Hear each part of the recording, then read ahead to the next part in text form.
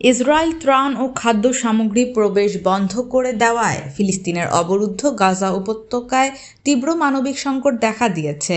ময়দা ও অন্যান্য সামগ্রীর অভাবে বন্ধ হয়ে গেছে বেকারিগুলো। এমন অবস্থায় গত বছর মার্চ মাসের মতো আবারও দুর্ভিক্ষের দ্বারপ্রান্তে ফিলিস্তিনিরা। গাজায় ত্রাণ সামগ্রী প্রবেশে অনুমতি দিতে ইসরায়েলের প্রতি আহ্বান জানাচ্ছে আন্তর্জাতিক সম্প্রদায়গুলো। তবে নেতানিয়াহু প্রশাসন তাতে সম্মতি দিচ্ছে না। তাদের দাবি, গাজায় এখনও পর্যাপ্ত খাদ্য সামগ্রী রয়েছে। অন্যদিকে তাদের এই দাবিকে হাস্যকর বলে উড়িয়ে দিয়েছে জাতিসংঘ।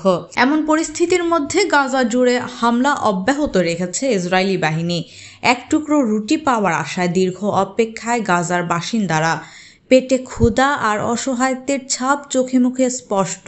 ময়দা, জ্বালানি ও অন্যান্য উপকরণের অভাবে বন্ধ উপত্যকার খাবারের দোকান। এ অবস্থায় ক্ষুধার জ্বালা নিয়ে দিন পার করছেন ফিলিস্তিনিরা। এ বিষয়ে গাজার সিভিল ডিফেন্স ফোর্স বলছে, গত বছর মার্চে যে দুর্ভিক্ষের সম্মুখীন হয়েছিলেন বাসিন্দারা, এবারও সেই পথেই হাঁটছেন। গাজার এক বাসিন্দা জানান, সীমান্ত ক্রসিং বন্ধ। গাজার পরিস্থিতি কঠিন, মানুষ অনেক কষ্ট করছে। তবে এখনও পর্যাপ্ত খাবার রয়েছে বলে দাবি করছে তেল আবিব। তাদের এই দাবিকে হাস্যকর বলে অভিহিত করছে জাতিসংঘ।